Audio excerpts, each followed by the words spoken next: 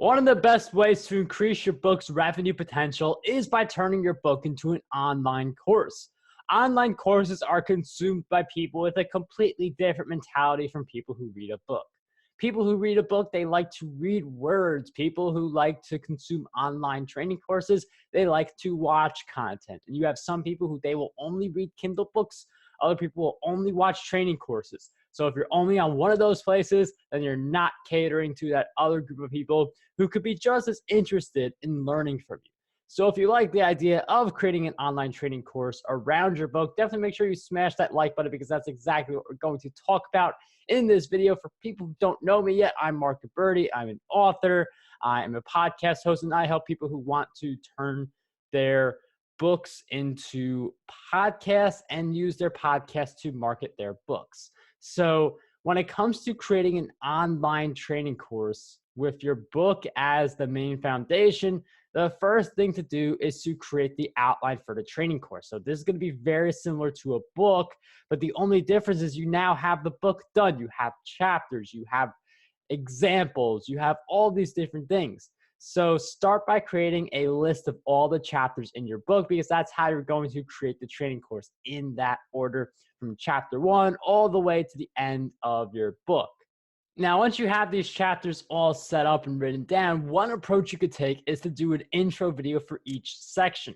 Now, it is better to do this if we're only talking about like 6 sections to 10 sections, because you don't want to overwhelm people with like a 22 section training course. So for my book, Content Marketing Secrets, which has over 25 chapters in it, I wouldn't create 25 different sections of a training course. However, I do break that book into 4 key parts, which is where all those chapters reside.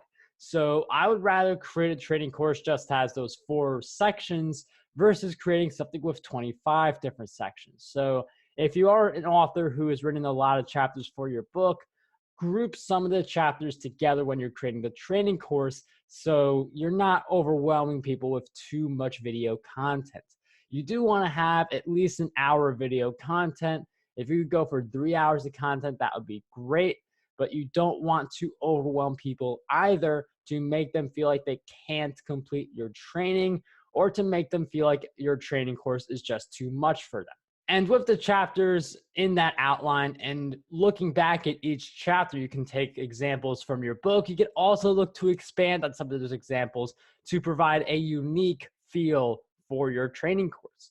For a nonfiction book, and this is going to be pretty much for most types of training courses, going to be nonfiction books for the most part, but for those types of setups, one thing you could think to do is look back at your book and see what are some of the items that I would like to have people take action on. What are some of the prompts that I provide in the book, whether I'm very clear about it at the end of the chapter, or it's one of those subtle references.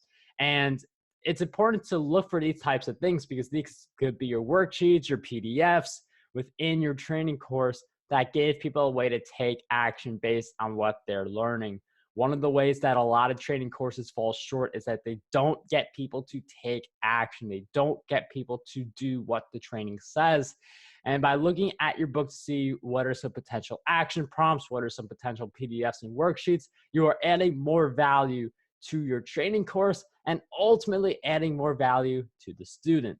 Now, one question a lot of people have for me is, well, where do I put this training course? And that's going to depend on what you want to do. If you want to go all out and make this your business and you're willing to spend some money, consider putting it up on your own website, or even using Teachable, which is as low as around $40 each month. You get to put training courses there. You make 100% of the royalties that when you sell a training course to someone. Now, you do have to, pay to get like either the tools, like I use ThriveCart to make the order forms easy and to allow affiliates to promote my training courses, which is very important for training course scalability. But it's also just as important to realize that when you create on your own platform, you have to do all the promotion, which can be a little overwhelming for someone who maybe doesn't have an audience yet. So if you are looking to grow an audience, you're willing to not make as much money right away, but you have someone else promoting your training course, I would recommend Udemy and SkillShare. because while you can, in Udemy's case, promote your own course, make 97% of the commission, you do get some sales from Udemy's organic reach, their ads and things like that. So they help you, but you're not going to really sell a course there for more than $10. That's just the nature of the game, because everyone knows Udemy for discounts. And if you're charging the full like $199.99 or whatever, everyone's just going to know on Udemy to wait for the discount. So you're not going to get anyone to really buy at that full price. That's just the way Udemy works. SkillShare, it's going to be more on a minutes watched basis. So you have to get people truly engaged in your course. So it rewards the training course creators who create a truly engaging course. But it's different based on, if you have the platform already, I'd recommend going on your own direction, like a Teachable, or creating it yourself. If you don't have your own platform yet, I recommend Udemy and SkillShare. Udemy and SkillShare are also great because you have all those students you could actually email.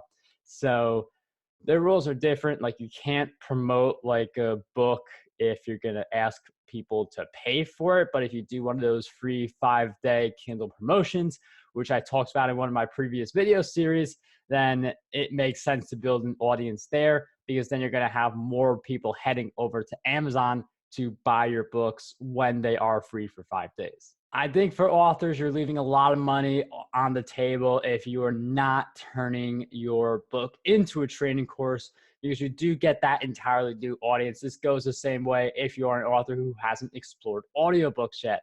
And if you are looking to explore more in self-publishing, make sure you subscribe to this channel and smash the like button so you get more videos just like this one. So signing off, what I want you guys to do is to dream big, achieve greatness, and to unlock your potential today.